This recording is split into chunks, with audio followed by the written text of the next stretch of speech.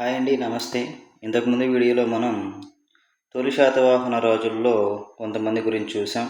ఈ వీడియోలో ఆ మిగిలిన ఇద్దరి శాతవాహన రాజుల గురించి కూడా చూద్దాం. తొలి శాతవాహనంలో భాగంగా.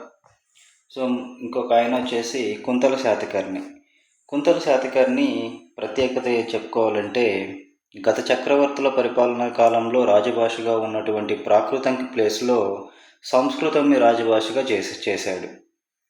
కుంతల శాతకర్ణి ముందు రాజుల పరిపాలనా కాలంలో ఉన్నటువంటి ప్రాకృత భాష స్థానంలో సంస్కృత భాషని రాజభాషగా చేశాడనమాట. అది ఈయన ప్రత్యేకత. ఈయన గురించి ప్రత్యేకంగా చెప్పుకోవాలి. అలాగే కుంతల శాతకర్ణికి మొదట్లో సంస్కృతం వచ్చేది కాదు. దాని కారణంగా ఒక రాజకుమార్తె ఆయన్ని బాగా అవమానం చేస్తుంది. అవమానించినప్పుడు ఆయన దానికి చాలా బాధపడి తన బాధనంతా తన ఆస్థానంలో పనిచేసేటటువంటి శర్వవర్మ అనే ఆయన దగ్గర చెప్పుకుంటాడు. ఆయన దగ్గర చెప్పుకొని ఇలా జరిగిందని చెప్పుకొని బాధపడితే శర్వవర్మ కాతంత్ర వ్యాకరణం అనేటువంటి ఒక గ్రంథాన్ని రాస్తాడు. ఎందుకంటే కుంతల శాతకర్ణికి సంస్కృతం రాదు కాబట్టి ఆయన తొందరగా సంస్కృతం నేర్చుకోవాలనే ఉద్దేశంతో కాతంత్ర వ్యాకరణం అనే గ్రంథాన్ని సంస్కృత భాషలో రాస్తాడు శర్వవర్మ. సో ఈ గ్రంథంతో కుంతల శాతకర్ణి తర్వాత సంస్కృతం కూడా నేర్చుకుంటాడు. ఈ కాతంత్ర వ్యాకరణాన్ని మోదక దండకం అని కూడా పిలుస్తారండి. కాతంత్ర వ్యాకరణాన్ని మోదక దండకం అని కూడా పిలుస్తారు. సో ఇది ఏ సందర్భంలో శర్వవర్మ కాతంత్ర వ్యాకరణాన్ని రాశారనేది వీరు గుర్తుపెట్టుకోండి. అలాగే ఈయన్ని ఆస్థానంలో కొంతమంది కవులు ఉండేవాళ్ళు. వాళ్ళల్లో శర్వవర్మ, గుణాఢ్యుడు, సోమదేవర సూరి, వాత్స్యాయనుడు ఇవన్నీ ఇంపార్టెంట్ ఉన్నటువంటి ఆస్థాన కవులు. ఓకేనా అండి? ఇతరులో శర్వవర్మ గురించి ఇప్పుడే చూసాం కదా. కాతంత్ర వ్యాకరణం రాశాడు, సంస్కృత భాషలో ఉంటుంది. కాతంత్ర వ్యాకరణం సంస్కృత భాషలో ఉంటుంది. అలాగే గుణాఢ్యుడు అనే ఆస్థాన కవి బృహత్ కథను రాశాడు, పైశాచిక భాషలో ఉంటుంది. అలాగే సోమదేవర సూరి వచ్చేసి కథా సరిస్సాగరం రాశాడు, కథా సరిస్సాగరం. అలాగే వాత్స్యాయనుడు అనే ఆయన కామసూత్రాలు మరియు న్యాయ సూత్రాల గురించి గ్రంథాలు రాస్తారు. ఈ గుణాఢ్యుడు రాసినటువంటి బృహత్ కథను ఆధారంగా చేసుకుని తర్వాత కాలంలో విష్ణు శర్మ అనే ఆయన పంచతంత్రం అనే దాన్ని రాస్తాడనమాట. విష్ణు శర్మ పంచతంత్రం రాస్తారని చదువుకుంటారు కదా తర్వాత కాలంలో. దానికి ఆధారం గుణాఢ్యుడు రాసినటువంటి బృహత్ కథ. ఓకే. సో ఈ శర్వవర్మకి ఆస్థానం రాజు వచ్చేసి ఈయన శర్వవర్మని చాలా బాగా చూసుకునేవాడు. కారణం ఏంటంటే ఈయనకి సంస్కృతం నేర్చుకోవడానికి ఉపయోగపడేటువంటి కాతంత్ర వ్యాకరణాన్ని రాశాడు కదా. ఆ కారణం చేత శర్వవర్మని అందరికంటే బాగా చూసుకుంటాడు అనమాట. అందరికంటే బాగా చూసుకోవడం వల్ల గుణాఢ్యుడికి శర్వవర్మకి పడేది కాదు. రాజు గుణాఢ్యుడిని సరిగా చూసుకోవడం లేదని, శర్వవర్మకి ఎక్కువ ప్రయారిటీ ఇస్తున్నాడని ఆ అపోహ, ఆ ఉద్దేశాలతో వీళ్ళిద్దరికీ పడేది కాదనమాట. సో వీళ్ళిద్దరికీ పడకపోవడం వల్ల గుణాఢ్యుడు కూడా ఒకనొక సందర్భంలో మనస్తాపం చెందుతాడు. రాజు నన్ను సరిగ్గా చూసుకోవడం లేదే అనే మనస్తాపంతో తను రాసినటువంటి బృహత్ కథని ఒక సందర్భంలో కాల్చేయబోతే అది కొంత కాలిపోయిన తర్వాత ఆ పక్కనున్న వాళ్ళు దాన్ని తీసేసి దాన్ని ఆర్పేసి తర్వాత కాలంలో ప్రచురించారని చెప్పేసి చెప్తారనమాట. సో ఈ శర్వవర్మకి గుణాఢ్యుడికి మధ్యలో ఉన్నటువంటి విభేదాలను ఆధారంగా చేసుకుని సోమదేవ సూరి అనే ఆయన కథా సరిస్సాగరం రాస్తాడనమాట.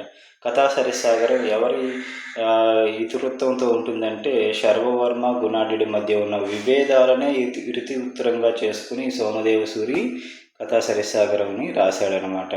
ఓకేనా. సో గుణాఢ్యుడు రాసిన బృహత్ కథనే తర్వాత కాలంలో విష్ణు శర్మ దాన్ని ఆధారంగా చేసుకుని పంచతంత్రం కూడా రాస్తాడు. తర్వాత గుణాఢ్యుడు రాసిన బృహత్ కథని ఆదర్శంగా చేసుకుని తర్వాత కాలంలో విష్ణు శర్మ ఆయన పంచతంత్రం అనే పుస్తకాన్ని రచించాడని చెప్పుకున్నాం కదా. అలాగే ఈ గుణాఢ్యుడు రాసినటువంటి బృహత్ కథని రామాయణంతో పోలుస్తారనమాట.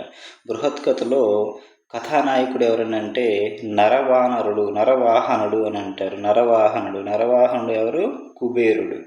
నరవాహనంగా ఉన్నటువంటి దేవుడు ఎవరంటే కుబేరుడు. ఈ కుబేరుడినే గుణాఢ్యుడు రాసిన బృహత్ కథలో హీరోతో పోలుస్తారు అనమాట. అందులో కథానాయకుడు ఎవరండి? కుబేరుడు. అలాగే ఈ కుంతల శాతకర్ణి తన భార్య మలయవతీ దేవిని కరీర్తి అనే కామక్రీడతో హత్య చేశాడని కూడా చెప్తారు. కరీర్తి అనే కామక్రీడతో హత్య చేశాడని కూడా చెప్తారు. ఇవి ఇంపార్టెంట్ వీటిలండి. ఈ ఇంపార్టెంట్ కవులు వీళ్ళు రాసినటువంటి గ్రంథాలు ఏ సందర్భంలో రాశారని అడగచ్చు, ఏ గ్రంథాలు రాశారని అడగచ్చు, అవి ఏ భాషలో ఉన్నాయని కూడా అడగచ్చు.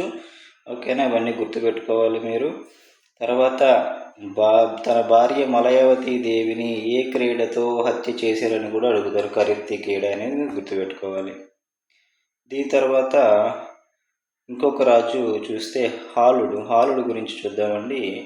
హాలుడు వచ్చేసి ఈ తొలి శాతవాహనులలో చివరి చక్రవర్తి, 17వ చక్రవర్తి హాలుడు. ఈయన కవిరాజుగా పేరు పొందినటువంటి మొదటి చక్రవర్తి. ఈ శాతవాహన రాజుల్లో అలాగే ఆంధ్రదేశాన్ని పరిపాలించినటువంటి మొదటి చక్రవర్తుల్లో మొదటగా కవిరాజుగా పేరు పొందినటువంటి మొదటి వ్యక్తి హాలుడు అనమాట. ఇతని పరిపాలనా కాలంలో ప్రాకృత భాషను అధికార భాషగా చేయడం జరిగింది. ఇప్పుడు సరే అండి, కుంతల శాతకర్ణి వచ్చే టైంకి ప్రాకృత భాష ముందు ఉండేది. కుంతల శాతకర్ణి వచ్చే నాటికి ఆయన మళ్ళీ దాన్ని సంస్కృతాన్ని రాజభాషగా చేశాడు. మళ్ళీ హాలుడు వచ్చేసరికి హాలుడి కాలంలో ఈ సంస్కృతాన్ని పక్కన పెట్టేసి ప్రాకృత భాషను అధికార భాషగా చేశాడు. అలాగే ప్రాకృత భాషను చాలా బాగా డెవలప్ చేశారు. అందుకని ఈ హాలుడి పరిపాలనా కాలాన్ని ప్రాకృత భాషకు స్వర్ణయుగంగా చెప్తారు. అలాగే ఈయన చాలామంది కవులను కూడా పోషించారని చెప్తారు. ఈయన పరిపాలనా కాలంలో ఉన్న ఆస్థాన కవులు ఈ కుంతల శాతకర్ణి పరిపాలనా కాలం ఉన్న వాళ్ళే ఇక్కడ కూడా ఉంటారనమాట. ఈయన్ని కవి వత్సలుడు అని కూడా పిలవడం జరుగుతుంది. ఈయన కవి వత్సలుని కూడా పిలవడం జరుగుతుంది. అలాగే ఈయన గాథా సప్తశతి అనేటువంటి ఒక పుస్తకాన్ని రాస్తాడు. ఎందుకంటే ఈయన స్వతహాగా కవి. హాలుడు అనే రాజు స్వతహాగా కవి కావడం చేత అప్పటి కాలంలో చాలా ప్రసిద్ధంగా చెందినటువంటి 700 కథలను అన్నీ కలిపి ఒక పుస్తకంగా రాస్తాడు. గాథ అంటే కథలు అని దాని అర్థం అండి. గాథ అంటే కథలు, సప్త అంటే 7, శతి అంటే 100. సో 700 కథలను ఒకటిగా చేర్చి పుస్తకం రాసి దానికి గాథా సప్తశతి అని పేరు పెట్టడం జరుగుతుంది. ఈ గాథా సప్తశతినే సప్తశై అని కూడా అంటారు. 700 కథలనే ఈ సప్తశై అని కూడా అంటారు. గాథా సప్తశతిలో 700 కథలు. ఈ కథలు ఏమిటండి? శృంగార కథలు. ఈ శృంగార కథలను, ఈ 700 శృంగార కథలను కలిపి ఒక పుస్తకంగా రాసి గాథా సప్తశై అని పేరు పెడితే దానికి సప్తశై అని కూడా పిలుస్తారు. అలాగే ఈ హాలుడు శ్రీలంక దేశం మీద యుద్ధం చేసి అక్కడ ఉన్నటువంటి రాణి అయిన పద్మావతిని ఓడించి తన కుమార్తె అయినటువంటి లీలావతిని వెంటబెట్టుకుని ఆంధ్రప్రదేశ్లో సప్తగోదావరి నదీ తీరంలో ఉన్నటువంటి ఈ భీమేశ్వరాలయం ఉంది కానీ ద్రాక్షారామం దగ్గర భీమేశ్వరాలయంలో వివాహం చేసుకున్నట్లుగా చెప్తారు. ఎక్కడండి? హాలుడు శ్రీలంక మీద దండయాత్ర చేసి శ్రీలంక రాణి అయినటువంటి పద్మావతిని ఓడించి ఆవిడి కుమార్తె అయినటువంటి లీలావతిని తీసుకొని వచ్చి మన సప్త గోదావరి నదీ తీరంలో భీమేశ్వరాలయంలో వివాహం చేసుకున్నట్టు చెప్తారు. ఇదంతా మనకు లీలావతి పరిణయం అనే పుస్తకాన్ని చూస్తే తెలుస్తుంది. ఈ లీలావతి పుస్తకాన్ని కూడా కుతూహలుడు రాశారని చెప్తారు. కొంతమంది చరిత్రకారుల ప్రకారం ఏం చెప్తారంటే ఈ కుతూహలుడు ఎవరో కాదు, హాలుడే ఈ లీలావతి పరిణయాన్ని రాసి దానికి కుతూహలుడు అనే పేరు పెట్టారని కూడా చెప్తారు. ఓకేనా అండి? సో ఈ శ్రీముఖ శాతకర్ణి నుంచి హాలుడు వరకు తొలి శాతవాహనులు, మొదటి 17 మంది చక్రవర్తులు తొలి శాతవాహనులు. దాని తర్వాత 23వ చక్రవర్తి వస్తాడు. మనం ఇంపార్టెంట్గా చదువుకుంటాం కాబట్టి 18 నుంచి 22 వరకు చూడాల్సిన అవసరం లేదు. తర్వాత 23వ చక్రవర్తి దగ్గర నుంచి చివరి చక్రవర్తి 3వ కులము 30వ చక్రవర్తి వరకు చూడాలి. 30వ చక్రవర్తి వరకు ఉన్న వాళ్ళని చూస్తే గౌతమిపుత్ర శాతకర్ణి నుంచి 3వ పులోమావి వరకు మలి శాతవాహనులుగా చెప్తాం. ఈ మలి శాతవాహనుల గురించి మనం తర్వాత క్లాసుల్లో చూద్దాం. ఓకేనా అండి? సో ఇప్పుడు చూసుకున్న ఈ వీడియోలో కుంతల శాతకర్ణి గురించి చూస్తున్నాం. కుంతల శాతకర్ణి సంస్కృత భాషను రాజభాషగా చేశాడు. అంతకుముందు ప్రాకృతం భాష ఉండేది. ఇతనికి సంస్కృతం వచ్చేది కాదు. అలాగే ఒక రాజకుమార్తె కూడా సంస్కృతం రానందువలన అవమానం చేస్తే దాన్ని శర్వవర్మ దగ్గర ఆయన మొరపెట్టుకుంటే శర్వవర్మ ఈయనకి 6 నెలల లోపల ఈ సంస్కృత భాషను నేర్చుకోవడానికి వీలుగా కాతంత్ర వ్యాకరణం అనే గ్రంథాన్ని రాస్తారు. దాన్నే మోదక దండకం అంటారు. ఈ కాతంత్ర వ్యాకరణం సంస్కృత భాషలో ఉంటుంది. అలాగే ఈయన ఆస్థానంలో 4 కవులు ఉన్నారు. శర్వవర్మ, గుణాఢ్యుడు, సోమదేవర సూరి, వాత్స్యాయనుడు. శర్వవర్మ కాతంత్ర వ్యాకరణం రాస్తాడు, సంస్కృత భాషలో ఉంటుంది. గుణాఢ్యుడు బృహత్ కథ రాస్తాడు, పైశాచిక భాషలో ఉంటుంది. సోమదేవర సూరి కథాసరిత్సాగరం రాస్తాడు. వాత్స్యాయనుడు కామసూత్రాలు మరియు న్యాయసూత్రాలు రాస్తారు. గుణాఢ్యుడు రాసినటువంటి బృహత్ కథని ఆధారంగా చేసుకుని తర్వాత కాలంలో విష్ణు శర్మ ఆయన పంచతంత్రాన్ని రాస్తారు. ఈ శర్వవర్మ గుణాఢ్యుడి మధ్య ఉన్న విభేదాలను ఇతివృత్తంగా చేసుకుని సోమదేవర సూరి కథాసరిత్సాగరం రాశాడనమాట. అలాగే ఈ హాలుడు భార్య కుంతల శాతకర్ణి భార్య మలయవతీ దేవిని కరిర్తి అనే కామకురేటితో హత్య చేయడం కూడా జరిగింది. దాని తర్వాత హాలుడు గురించి చూస్తే ఈయన తొలి శాతవాహనంలో చివరి చక్రవర్తి, 17వ ఆయన, కవిరాజుగా పేరు పొందినటువంటి మొదటి రాజు. ప్రాకృత భాషను తిరిగి అధికార భాషగా చేసి దానికి స్వర్ణయుగంగా చేస్తాడు. ప్రాకృత భాషను అంత డెవలప్ చేస్తాడు. కవుల పోషణ ఎంతవరకు చేశాడు. కవివత్సలుడు అనే బిరుదు కూడా రావడం జరిగింది ఈయనకి. ఈయన అప్పట్లో ప్రాచుర్యంలో ఉన్నటువంటి 700 శృంగార కథలను ఒకటిగా చేసి గాథా సప్తశతిని రాస్తాడు. దాన్నే సప్తశయ్య అని కూడా అంటారు. దాని తర్వాత శ్రీలంక మీద దండయాత్ర చేసి పద్మావతిని ఓడించి పద్మావతి కుమార్తె లీలావతిని తీసుకుని వచ్చి మన సప్తగోదావరి జిల్లా నదీ తీరాల్లో ద్రాక్షారామం దగ్గర వివాహం చేసుకుంటాడు.